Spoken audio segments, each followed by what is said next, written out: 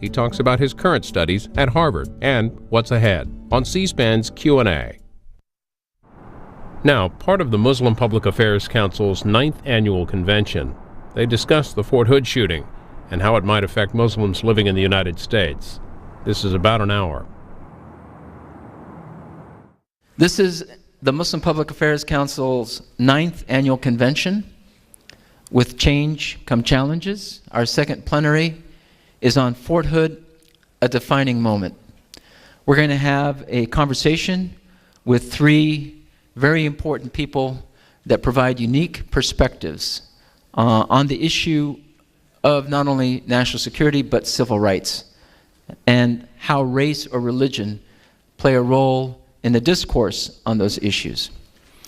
With us, and we're very pleased to have her, is Constance Rice. She is the co-director of the Advancement Project, which works on public policy and is also a legal action group addressing racial, class, and other barriers to opportunities. We cannot enumerate the number of awards Constance Rice has been given. She has expanded the opportunity in advancing multiracial democracy. And she is known for a major lawsuit in 1999 to bring more new school construction to the inner cities of Los Angeles. Next to her is Cynthia Valenzuela. She is the Director of Litigation for the Mexican-American Legal Defense and Education Fund, MALDEF. She is one of California's top 20 attorneys under the age of 40. She's also served as the Assistant U.S. Attorney Office of Public Corruption and Government Fraud Section. She served, in addition, as the Special Assistant to the former California Supreme Court Justice Cruz Reynoso. And next to her is Dr. Maher Hathout. He is the Senior Advisor to the Muslim Public Affairs.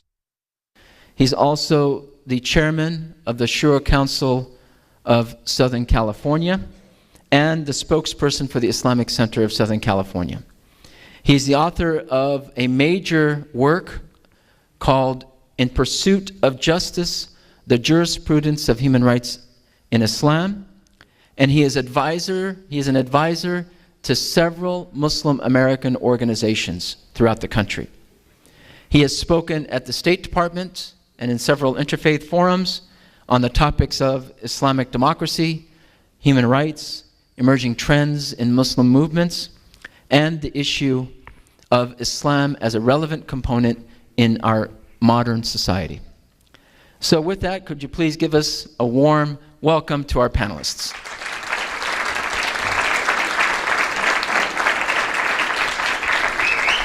It's a very enriching panel, and they will each have a microphone, and I'll go ahead and ask them questions that we can generate discussion. Unfortunately, we had Dave Eggers, who was initially slotted for this panel, and Mazen Basrawi, and they were unable to join us, but I'm very confident that these panelists are going to offer us a lot to think about. And we'll start with Dr. Maher Hathout. On the issue of Fort Hood, is it really a defining moment? And if so, why? Question number one, yes, I think it is. But the caveat is, it will be a defining moment if we want it to be. It should be a defining moment, let me put it this way. And not only for Muslim Americans, I think for the country at large. For the Muslim Americans, I think it is a moment where lots of arguments that we use are failing us, appropriately so, by the way. Like terrorists come from, they are not from America, and America is a different field, and it will not allow such alienation and such extremism to develop. And also it has nothing to do with Islam. I give the pledge of honesty here, so tolerate me. I'm talking particularly to the Muslims who might be a little bit upset of what I say. I think we are discovering that no, and well-integrated, born in America person enjoyed the taxpayers' money to be educated, to become a physician out of all jobs, and to become a psychiatrist out of all the subspecialties of medicine. And so integrated that he is a member of the armed forces. This was not enough to prevent a crime like that. The second thing that we usually say is the Quran and Islam will never approve what he said, and lo and behold, he comes with a PowerPoint presentation claiming that Quran is the cause of that. So we are an awkward situation where definitely if we want to be loyal to our religion and to our country, we have to have an inward look to ourselves and to our arguments and to try to take a totally different route. For the American public, I think in their mind, good number of them at least, that Muslims cannot be trusted and they are violent because the religion is violent. Do we approve that? No. Is it true? No, but it is a perception that we have to deal with. So I think from now on, if we want a society that includes Muslims and that Muslims are an role in the arguments on both and the self-searching and self-criticism should start right now. And this what will define American Muslim identity and what Islam is in America. Connie, how did you react when you first heard of the Fort Hood incident and that the culprit was a Muslim? I know that you had sent us emails and called us telling us basically you're ready to help out in any way.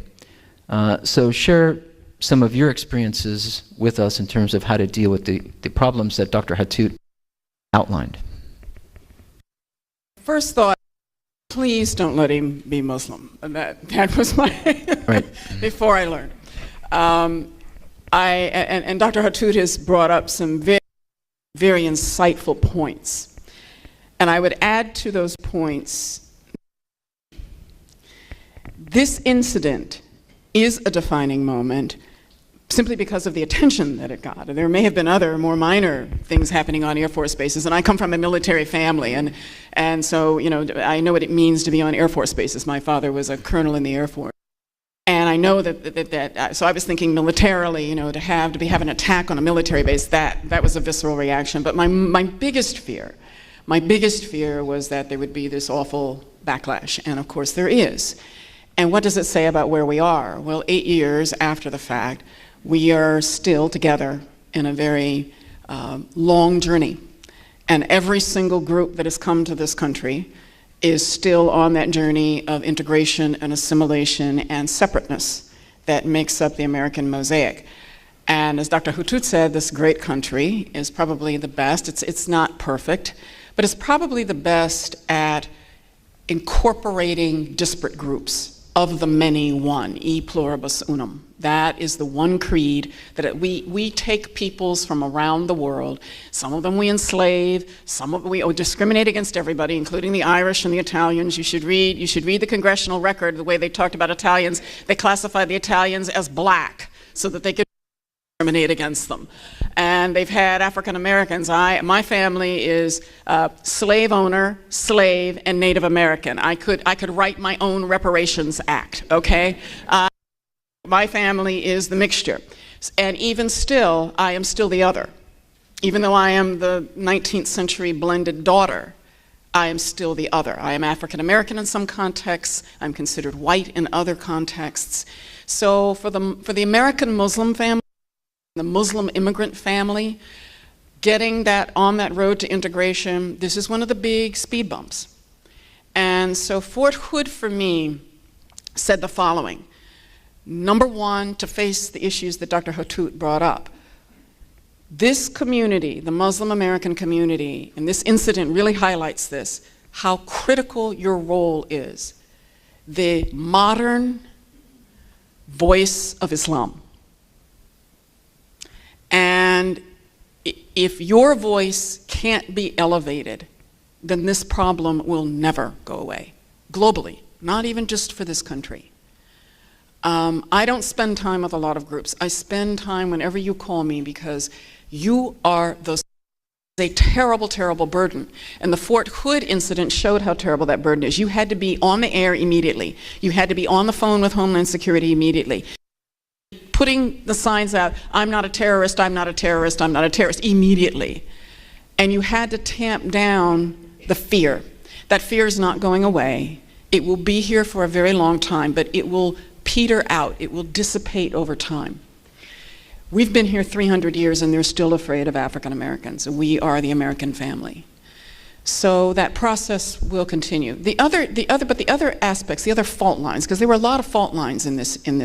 It wasn't just the fear of being attacked. There is an enormous fear of Islam, an enormous fear of Muslims. Islamophobia. It is probably the most virulent phobia in the United States to homophobia. The two, I think, are up at the top. It provokes total irrational reactions.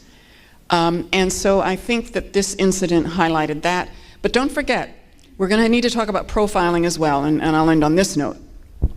I don't understand how we, and I mean Americans and the military folks, how did we get so stupid?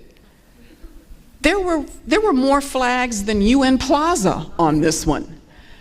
And his religion had nothing to do with reading those flags. If you had seen Timothy McVeigh with his books and his tirades against Janet Reno, former Attorney General, those flags, his neighbors knew he was unstable. His neighbors knew he was going into a phase where he might get dangerous. Well, the psychiatrists who were practicing with this doctor, they had notes in his files. They were tracking his web activity. So if he had been a black nationalist or an IRA and you had seen similar signs, somebody should have said, whoa, wait a minute. That's not profiling. That's just intelligent defense. And I think that there was a complete failure here, and they're going to use racial profiling. See, we couldn't lock up every Muslim American, therefore we now have to do that. They're going to go to another extreme, and I think that this discussion needs to say, what would have been here? Thank you. Thank you, Connie.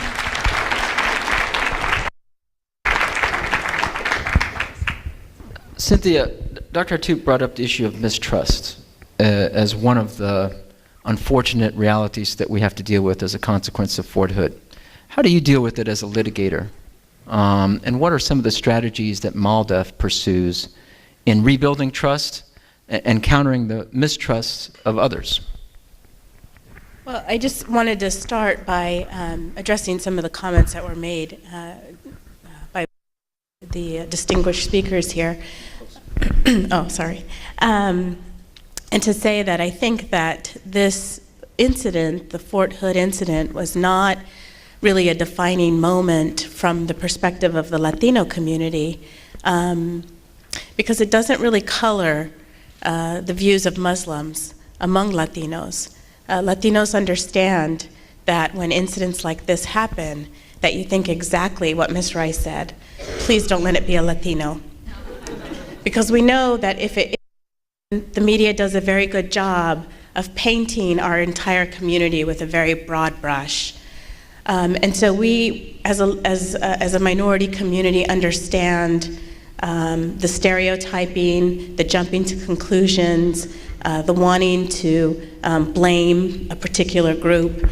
And I think that because our community has that understanding and that sympathy, we did not take this incident as a general statement against Muslims or Islam.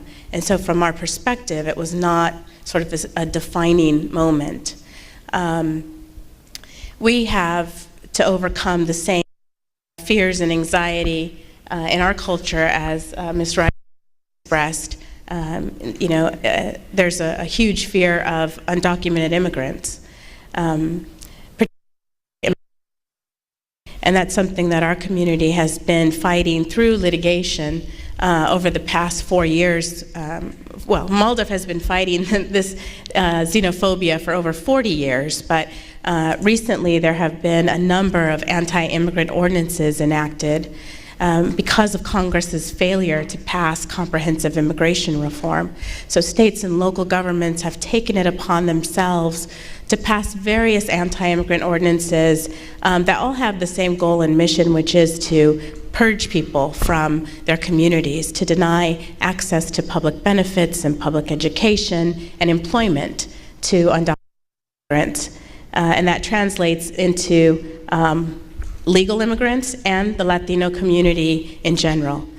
So this is something that Moldov has had to fight through litigation. We recently prosecuted successfully, filed a lawsuit against a vigilante rancher in the state of Arizona on the between the US and Mexico. He took it upon himself to, quote, hunt down people who he perceived to be undocumented immigrants, and he held them at gunpoint. He captured them, rounded them up, held them at gunpoint, yelled racial epithets at them, kicked them, abused them physically, verbally, had his attack dogs, let them loose on them. Some of these victims included children and United States citizens. So we've had to litigate and file a case against him, and we were successful and recovered damages on behalf of the victims in that case. So that's one example of the many kinds of cases we litigate against all of these anti-immigration ordinances. And then we also litigate against this type of vigilante conduct. And then we also represent victims and witnesses when various hate crimes occur around the nation. I think we'll talk a little bit more about that in response to other questions. Thank you. Dr. Hathout, back to you. Some people felt that there should have been no response to the Fort Hood incident because there's Virginia Tech, there's Columbine, there's so many other issues. And there's a concern that when we do speak out, as Connie had noted, that we spoke out swiftly, with a rapid response, that some people misconstrued that as being apologetic, that we don't need to apologize for what happened in Fort Hood. So how do we deal with the realities, or the perceptions, that is, that have become realities, that the Quran is central in the story of Fort Hood and the issue of mistrust, with this concern that we're becoming overly apologetic on this issue? I don't think that we should at all. I don't apologize for something I didn't do, I don't accept, I don't condone, and I can't control. Any normal IQ will say, then you don't apologize. When we are talking about that, we are not apologetic. We are trying, as Connie said, I am not a terrorist, I'm not a terrorist, I'm not a terrorist, because the other guy is saying, no you are, no you are, no you are. So who will blink first? I'll keep saying it until somebody hears. And we are dealing with perceptions, not with facts. If the perception to our fellow citizens is that we are dangerous, this is a major problem that we cannot ditch or we cannot hide. We have to address it. And it must have happened because of that we contributed to. I'll just, if you allow me to give one example, because it is really bothering me. If this room is full of American citizens from different religions, let's see, who are not Muslims, and I say, Allahu Akbar, the room will be empty. Because in their mind, Allahu Akbar means that there will be war, there will be fighting, there will be beheading, there will be destruction.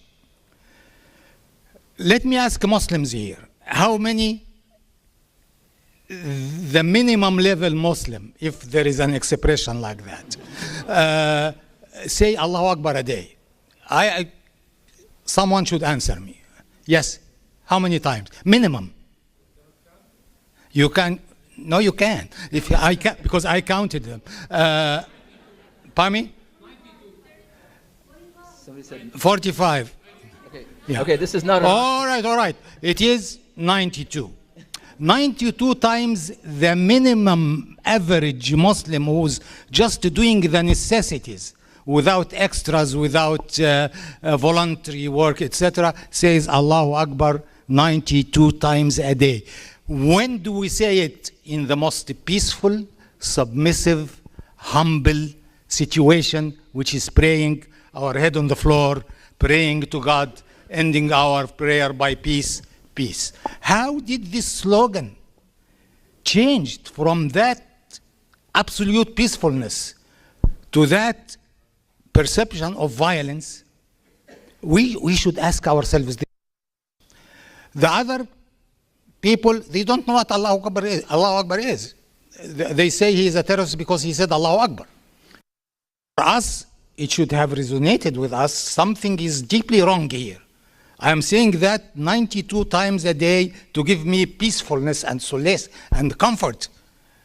How did they perceive it this way? Because things that some people who are claiming Islam did. Let us never try to escape this reality. We are culprits in the predicament we are in, and it is our responsibility to reverse that. And for our Allahu Akbar simply means God is greater. And we say God is greater when we're praying. We say it within the prayers, and as Dr. Hathout said, it's supposed to be a source of inner peace for all of us. Having said that, back to Connie. The media obviously has taken these issues, and some of them have run with it. Do you think the media have been responsible in reporting Fort Hood? No. Hello? Yes. Have the media been responsible? By and large, no. You can count the channels, for example, in broadcast television, you can count the channels on half a hand that have intelligent discussions, that set the proper framework, that explain to Americans this is yet another culture that mainstream Americans are being introduced to, another religion that feels strange, even though Islam has been a part of the United States history since before its beginning. We're not taught that in school. So when you've got a frightened population that is ignorant of a particular religion, culture, cues, we don't know the context for the religious sayings. In one I can give you all kinds of examples in American culture where a phrase said in one context is a joke, and it is an outright threat in and you have to be American to understand that. And sometimes you have to be African American, and perhaps a subculture within the African American community to know what are we really saying. Every single culture has its codes, has its norms. You don't know the dances. I take you to Howard University, you're going to be lost. Okay? I'm queen of the ball because it's my manner, right? I know everything. I know the unspoken words. I know in between the lines. I can tell the tilt of an intonation, whether it's really when yes means no. In your culture, I don't even know when yes means yes. And in your religion, I know nothing, okay? So I think what Dr. Hathout is talking about is the acknowledgement of the human limitations. We don't know how to read one another. Even in this country where we've been together, these multiple races, and we African Americans were created on this continent. This is the only place in the world we could have been created. We are actually as indigenous as the Native Americans in some ways. We're still getting to know one another. We still don't know how to read one another. And I said to one of my FBI friends, yes, I have friends in the FBI. Yes. I have sued the FBI, I have sued LAPD, and I also have friends there. I've been learning the culture. I learn cultures by suing people. I said to my friend in the FBI, I said, Joe, that's not his name. Joe, you can't even handle your black FBI agents. What are you going to do with Muslim Americans? And what in the world are you going to do with somebody from Baghdad you can't even handle our minorities. You're still getting the ability to read us. So you've got agencies that are supposed to prevent something they can't see from a people and from a cult and a subculture that has twisted a religion they don't understand even in its best form. And they're supposed to stop it. They don't have the tools, they don't have the language, they're scared. They use ham-handed proxies, very bad profiling. There's good profiling and bad profiling. And my friend in the FBI said, well, Connie, we have to stop. I said, you can't. You can't do it without the people who know this part of the world, this part of humanity, which is why you, unfortunately, have this burden. Don't worry, we've had our burden for 400 years and we're still carrying it, okay? We don't have any choice. And we have to help you in that job because only you can do it. The very people we need, we are driving away, which is the problem. The people who can speak the languages, the people who can go on the website and tell which sites are dangerous and which aren't. I can do that in the African American community. You can do it in the Mexican American community. We cannot do it in the Muslim American community. Only you can. And that is why it's so critical because if we drive our partners away, the people who can tell us what's going on in a mosque. I'm still figuring out where you can wear shoes. What am I going to know? You have to tell me how to behave in your house of worship because I don't know. And so what scares me the most about the Fort Hood incident is that it really highlighted the deficits on the American cultural side, which is that we are still not coming to terms with what we cannot control and cannot know, and coming to terms with the fact we cannot make us safe. We cannot make Muslim Americans safe. We can't make the United States safe unless we have the voice of modern Islam, moderate Islam, in control. And that, I think, is really the mission. That was what Fort Hood really emphasized for me, which was how much more important, how much more urgent that mission has become, and how inadequately the United States thinking is on that front. Maybe build up on. Go ahead. Just keep talking. Build up on that. The turning point, actually, all of us, Muslims and Muslims, should agree on a reality, even if we don't accept it. Muslims are an essential part of the solution. They are not the solution. Without Muslim Americans in that front line, there is no solution. There is no solution. America will not be the America that we want, regardless whether we are Muslims or non-Muslims, or whatever our ideology and situation is. We need this country because this is the best country in the world, the best human experience that we have, and way so many centuries of history. We need to keep it for us and for our children. To keep it, then we should solve that problem of dangerous, violent extremism. Without the Muslims fighting, there is no winning. Not the FBI, not, with due respect, not Homeland Security, not the military. Muslims should be in the front line solving this problem. Cynthia, in terms of media then, and how these kinds of problems are framed, I think we can agree that even though we come from different backgrounds and may have different cultures, we do have a common problem in terms of the information that is out there representing the mainstream, as opposed to how various pundits and talk shows frame issues. There was a resignation of Lou Dobbs, for example, on CNN, and that he was very much immigrant in many ways. And so how did MALDEF, tell us a little bit about how MALDEF views these kinds of shows and these kinds of pundits out in the talk show circuit. Well, I think that Lou Dobbs is probably the poster boy for anti-immigrant sentiment, but there are other mainstream media. I consider him outside of the mainstream, but there are other mainstream media reporters who do the same things, who stereotype and who are in their reporting. And the way that MALDEF has taken this on is, one, to go on shows like Lou Dobbs and other mainstream shows, and just to educate. Education is a huge part of MALDEF's campaign. Our mission combines education and community outreach, forming partnerships, which is why I'm here today, and also litigation when necessary, in addition to public policy. So it takes all of those different kinds of tools to help the media and to shape the focus of their reporting. It's both fascinating and terrible to know that the American public is so afraid and so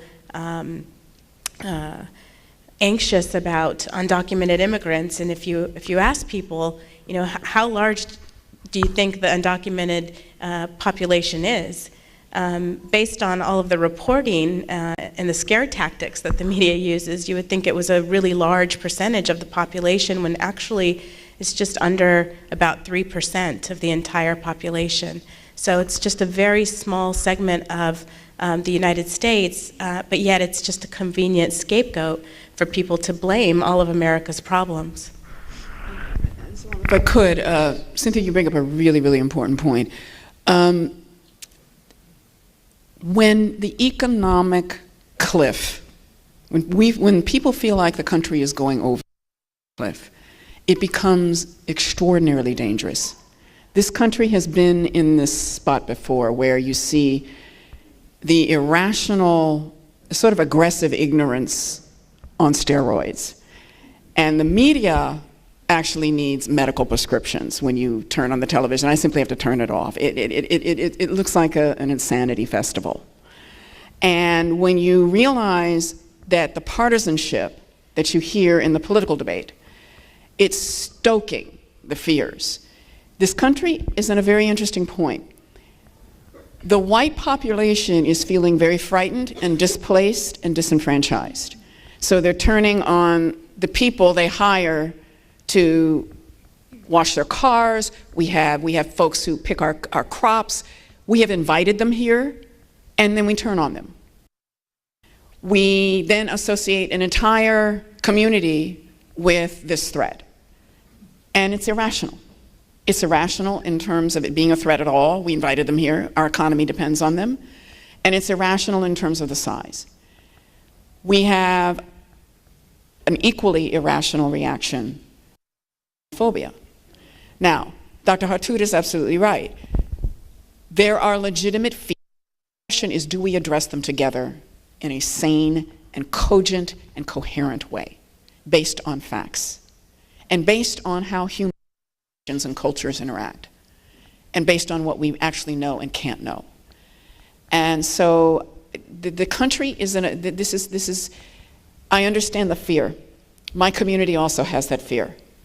And when we lived in the South, my grandmother, we would have to hide our men. And my grandmother would in the dark with a gun on her knee and wait for the night riders to come.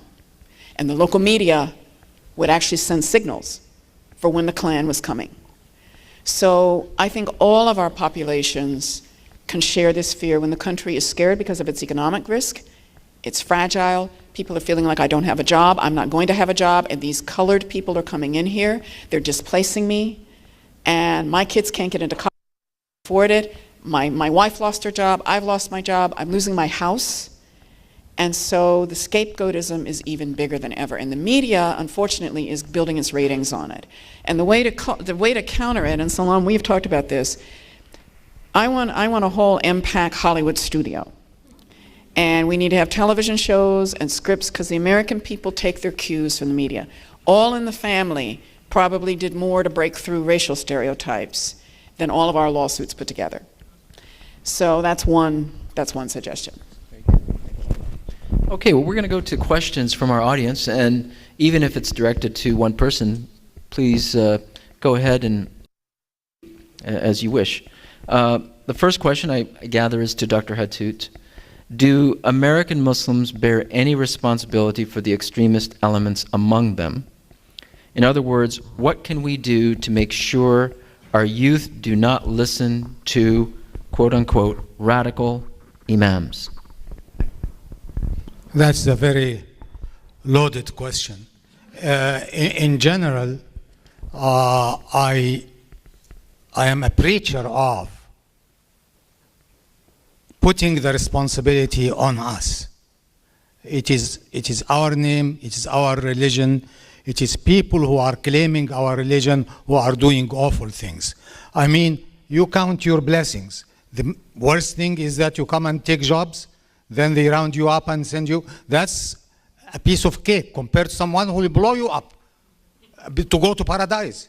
This is, I mean, we are really in trouble, and I cannot in clear conscience say, no, we are not responsible, or espouse the sick logic of we are bad but they are worse, so what? We cannot do that as people with faith and integrity and who believe in God. So yes, there is a responsibility. Are we responsible about the extreme elements in our midst? No, we are not. All our responsibility towards them is to argue our case, to put an alternative on the table to the Muslim youth and to the Muslim community, that they tell you this is Islam. We are telling you no. This is a theology of death. Islam is a theology of life. In Islam, I challenge anyone to show me that death is celebrated. Death is described in the Quran as a calamity. أصابتكم مصيبة الموت, a calamity. It is not something to dance, enjoy because I'm going to die. This is an aberration. We have to put the theology of life, which wants me to live and serve humanity and come closer to God through serving, in juxtaposed to that other. And we believe that Muslims will gravitate to the what I call real Islam. I give myself this liberty, than gravitating to something that will give misery to everybody, starting by them. And as we know, more Muslims in this extreme fanatic genre than anybody else. And so I am not responsible about them, but I am responsible to offer my alternative on the table as loud or much louder than them, so that people have choices to make. Now, unfortunately, and Muslim youth, and in the era of the fiery speakers and who are banging tables and shouting again Allahu Akbar out of context completely, they are intimidated and they are taken. It is my responsibility to It's not Islam. You want to listen to Islam, let us open the Quran, hear what it says. Don't let anybody else fool you. It is our responsibility from that perspective. Okay, we'll go to the next question. Some have said that Major Hasan was not kicked out of the army because the army was too aware of being politically correct. How can Muslim organizations assure other American institutions that it is okay to monitor or survey Muslims suspected to pose a danger?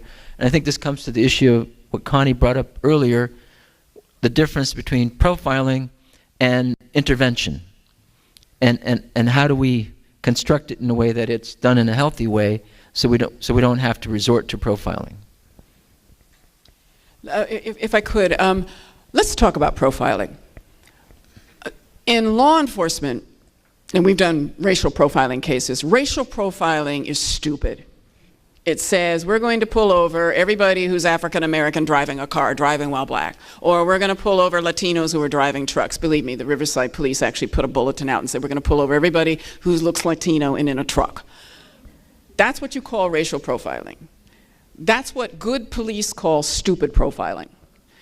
Profiling is supposed to help you narrow down your threat assessment. If it's done right, it's done by people who are fluent enough in the threat, no matter what it is, whether you're looking at anarchists or Klansmen and white supremacists. If you're looking for white supremacists, you're not going to go to the Black Panther Convention.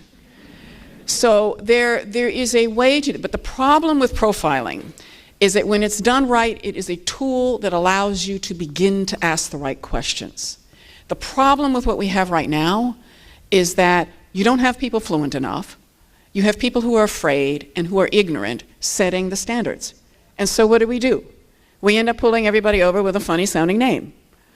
I had one African American friend, his father's white, his mother is African American. He had a great, he was stopped on Columbia's campus because the guard thought he looked Iraqi.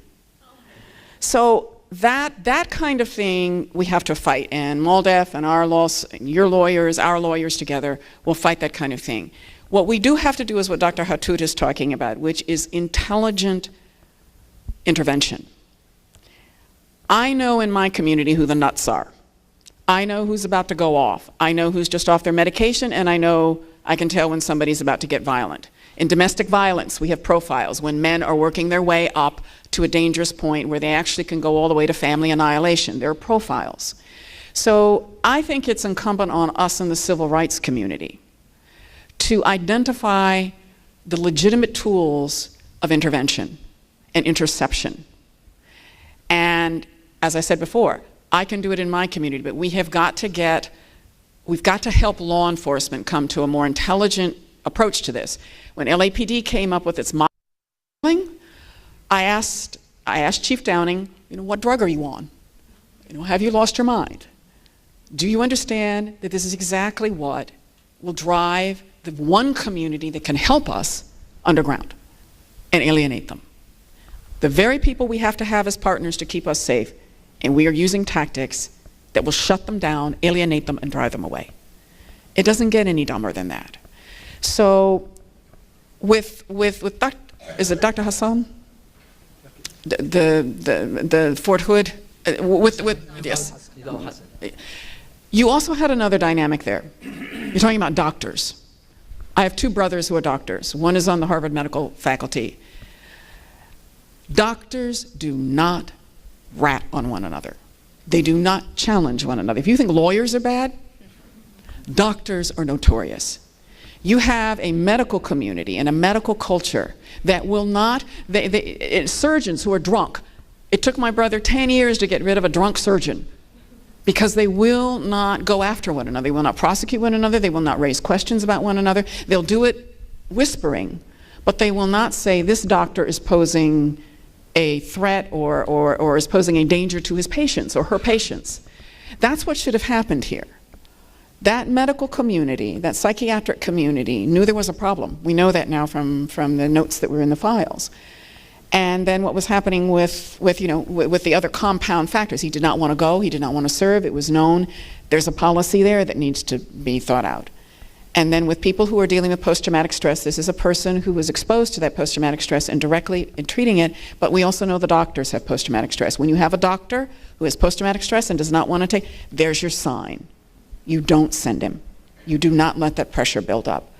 So there's some, but I think, Dr. Hathout, that might be something that MPAC, we need to get the experts together and we need to help law enforcement get intelligent questions. And I tell you, I see 85% of the profiling that I see is just stuck on stupid.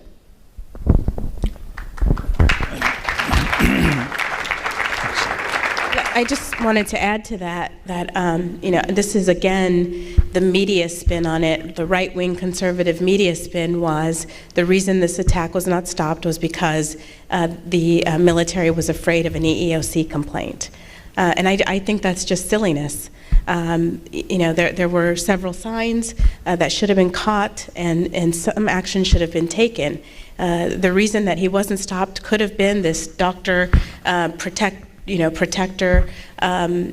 phenomenon. It could have been that the military is really stretched thin. We are asking them to do so much and really calling on these psychiatrists to take so much, to hear so much of the pain and terror and to hold it inside. And it could have been, it could have been that.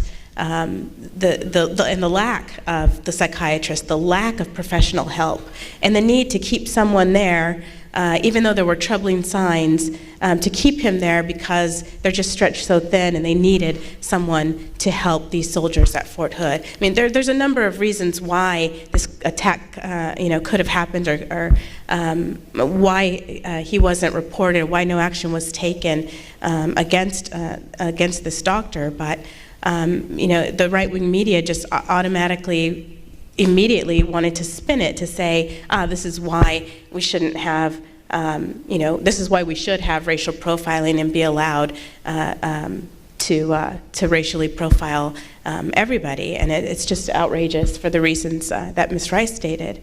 Thank you.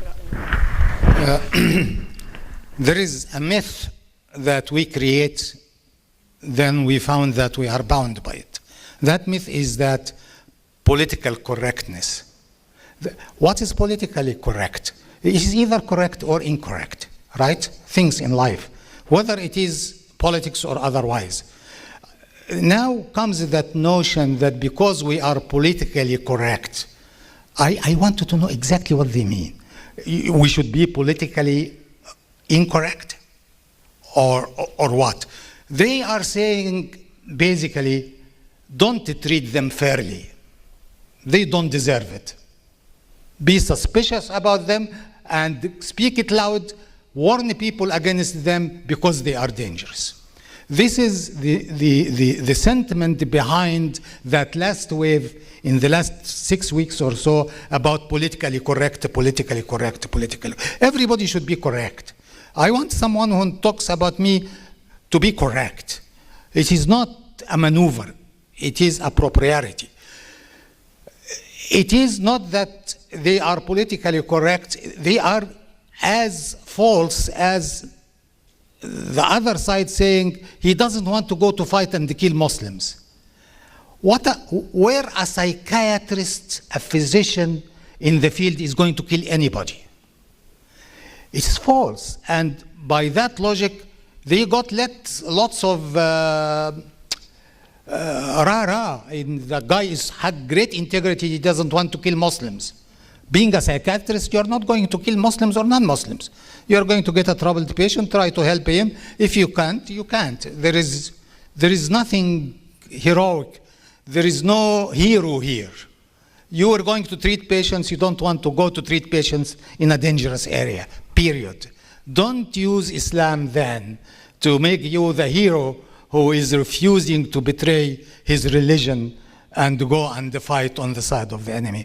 That nonsense also Muslim community should dare to expose because it's a fallacy. I want everybody to be politically correct with me, honestly. I don't want someone to come look me in the eye and say because you are Egyptian and you are Muslim and you are loud, I am afraid of you. No, I will not accept. That's impoliteness. And the other point that I want to allude to that was mentioned, which is very important. Did we ever were upset or expressed that we are upset that the FBI is spying on us? If they don't, they are not doing the job for which we give them salary. And I tell that Muslims, the job of the FBI is to spy. It even rhymes. Make a song out of that. Our job of the FBI is to spy. The next song, I'll feel an album. But on whom and how? And there is a difference between spying and come and trick me. So that I pull your leg, you said it, oh, I report it, you go to, as they say in our countries, behind the sun. Behind the sun is a place that you don't want to go to. Because if you go to, you will not come back. These false notions need to be cleared from the discourse if we want really to reach concrete results. Okay, our next question deals with law enforcement. everyone here deals with law enforcement in terms of engagement, in terms of partnership, but at the same time, we're progressive thinkers and we're critical of law enforcement policies. So how do you balance between being critical of certain law enforcement agencies and not disengage from them with the notion that we are reforming our own communities and are working in partnership with these same agencies in dealing with these, what is potentially criminal problems? Since I've sued law enforcement for 20 years, and in the last 7 have worked very closely with them. When Chief Bratton left, he gave me a Chief of Police badge to kind of acknowledge that I thought I was the Chief of Police while he was there. My closest daily partners, they're unlikely allies, but they are law enforcement. And so to take that question on, you cannot disengage from. It's extremely dangerous to stay apart from them. I've just made it my policy to them that they get sick of me. I don't let them out of my sight because the police power is extraordinary, and I was just so afraid after 9/11 that we would have another case, and remember the Korematsu case, that it was okay. Concentration camps were okay. Detention camps were okay. We have to stay very close to law enforcement, and we have to help them. We have to help them think clearly. We have to help them solve this problem. We have to help them protect us. And we have to protect them from what they don't know. So I say move into the new police headquarters. I say just assign a permanent detail to tag along with the FBI. I keep them engaged. MPAC was absolutely brilliant. And you had that huge fight inside. People don't know. You had to have a real wrestling match. Do we cooperate? Do we not? We are targets. People have been snatched away from their dinner tables. We don't even know wherever people are. We had to get the lawyers ready.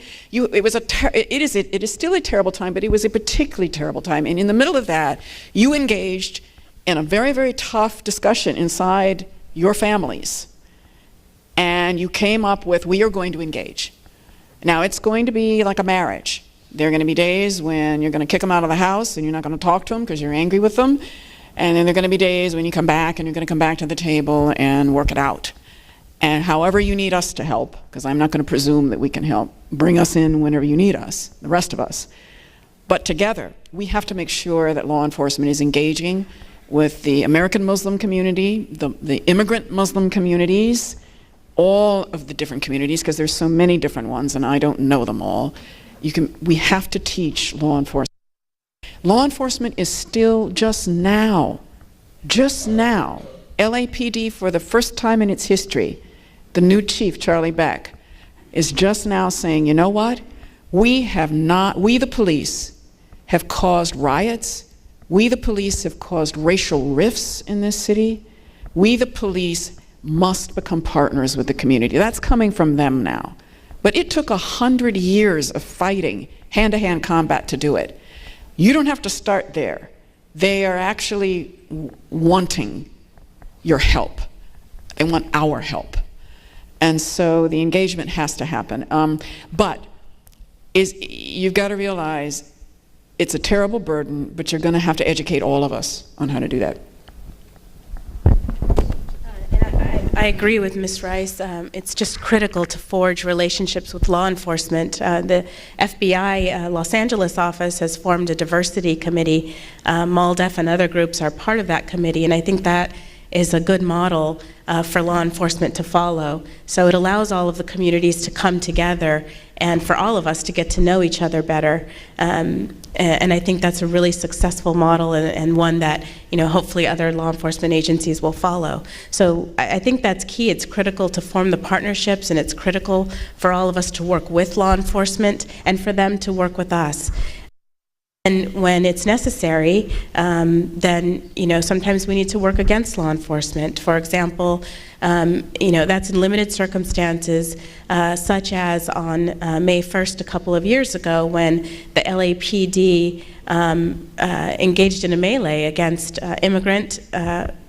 people who were marching for immigration reform at MacArthur Park.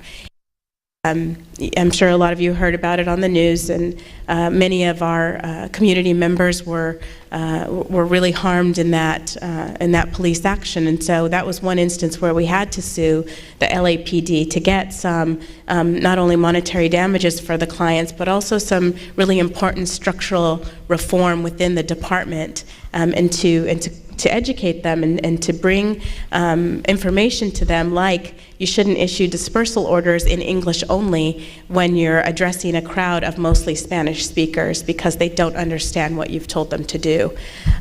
So I think it is important sometimes to take that approach and to litigate and to advocate on behalf of your communities, and to let them know how to work better with your community and how to be more responsive to the community.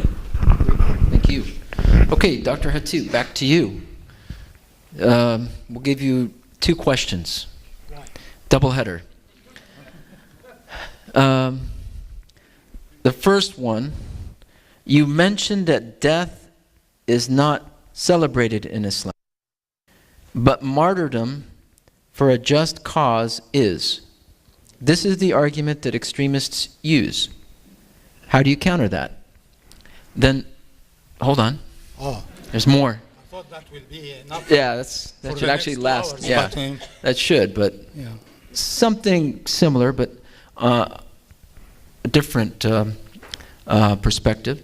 Although I condone and support your moderate views, Dr. Hathout. Thank you very much. I don't see other preachers outside the United States forcefully oppose and preach against radicalism, i.e. Osama bin Laden style, is still being glorified. Why? Let me deal with the first question first. Maybe it can help us with the second one. What is martyrdom? Martyrdom was never meant to go, guess what, I'm going to die to go to heavens. Martyrdom is to stand for and for justice, trying to live through it to achieve victory. If in the process you die unwillingly, you are a martyr. That is the difference between martyrdom and suicide. Suicide means I am fed up with it. I don't care about this life anymore. They are so bad, I am going to blow myself up in them and kill myself and kill them. This is suicide. Martyrdom is say, I stand for justice, no matter how strong they are, and I persist. If in the process they come and kill me against my will, then I am a martyr. I deserve the highest blessings of God. And this is not only in a fighting situation in life. We have been taught in Islam that a great martyr is the one who goes to an oppressor ruler and say, you are an oppressor, and the ruler kills him. He was not going to die. He was going to advise the ruler not to be an oppressor. In that process, he died. So God bless his soul or her soul for whatever is that. That's so different from, let me wrap the thing around my belt and go, and because tomorrow I'll be in heaven. I am afraid it might be up to a great surprise when it is too late to correct. So this is...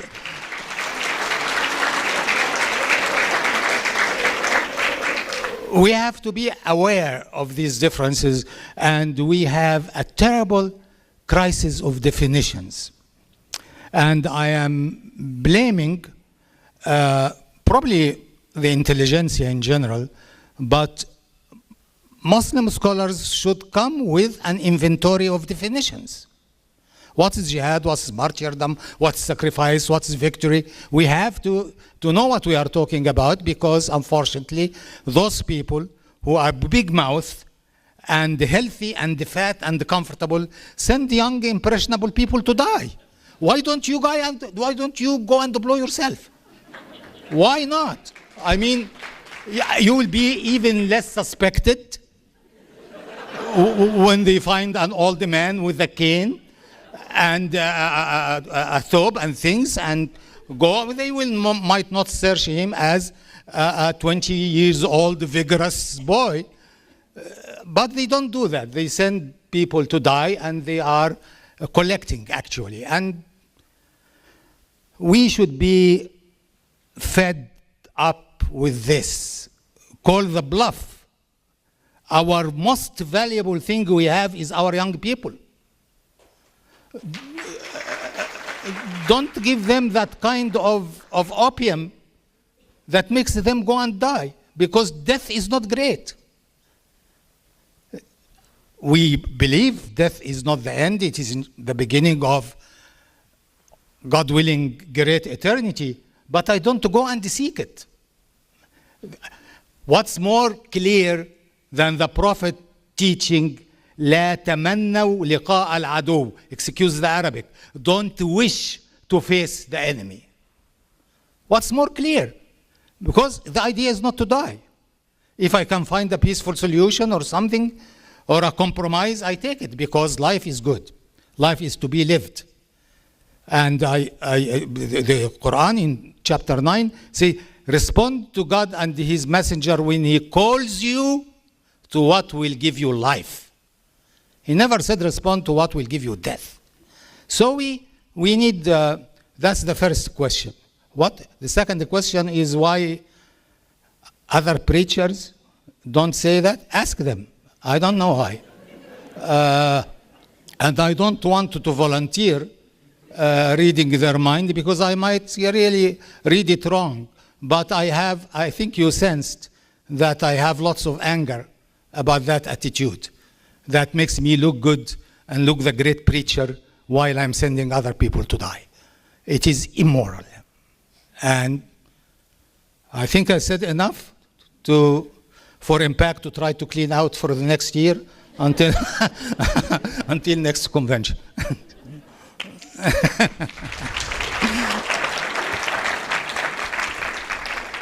Well, we really only have time for one more question, although there are several that we can put on our website and have our panelists answer later. One common theme, though, is how do we teach our children love of countries? And here it says, even though immigrants who do not believe in the U.S., and I would venture to say that it's not just an immigrant issue, but people who may not believe in the system or not feel that they are part of the system. How do we deal with this issue of raising children? And I believe that's an issue for all of our communities, not just the Muslim community. I know I talked a lot, but I am itching to take a shot at it, because you said immigrants. That's what the question said. Yeah, go home. Answer is very easy. Okay. Yeah. All right. Let's. I'll be quiet for the rest of the evening. I hate to tread on there, because Dr. Hathout is absolutely right. We know what we don't do in this country. We don't teach why it's so great. I think all of us on this panel understand. Look at any other great democracy or not. Look at monarchies. Look at any country in the world and think about, and I use my family as an example. I am the great-granddaughter of slaves and slave owners. In 4 generations, my family is at the pinnacle of choice and freedom. And my cousin was the Secretary of State. In no other country could the descendants of slaves have ascended so quickly. Was it easy? No. Do we still fight? Every day. Did we have anger? Yes, but our anger has never, ever exceeded our love of this country's credos. It is only in this country, no matter where you come from, there is at least a path and a common ideology that says everybody can belong. We are not there. We have not achieved it. We are still achieving the American pluralism. But no other democracy does it as well as we do. It takes generations, but we do it. Do we have ghettos? Yes. Do we have Indian reservations? Yes. Was this country created out of Grand Theft Nation? Yes, and some of my ancestors did it. Like I said, I could write myself a reparations check, and I could settle an Indian treaty with myself in a room by myself. We have Native American, we have Irish, we have Anglo-Saxon. We are America blended, my family. And we claim every single bloodline. I claim all of that history, the good and the bad. And it is, as you go to any other country, go to Egypt, you will find equally... Okay. There isn't a nation on the planet that doesn't have that. So let's teach our credo. E pluribus unum, out of the many, one, out of many religions, out of many cultures, out of many nationalities, out of many orientations, one people, believing in freedom and opportunity. I think that's how we keep our kids.